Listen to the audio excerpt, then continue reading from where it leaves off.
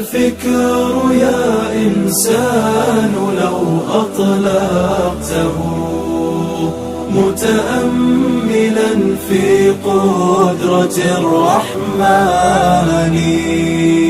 لخضعت إجلالا وتسبيحا له سبحانه رب عظيم الشان يعلو ولا يعلى وجل علوه وصفاته كملت بلا نقصان سلطانه باق ويبقى ملكه هذا ويفنى كل ذي سلطان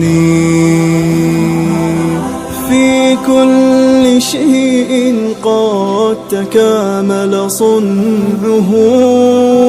ذا محكم التنزيل خير بيان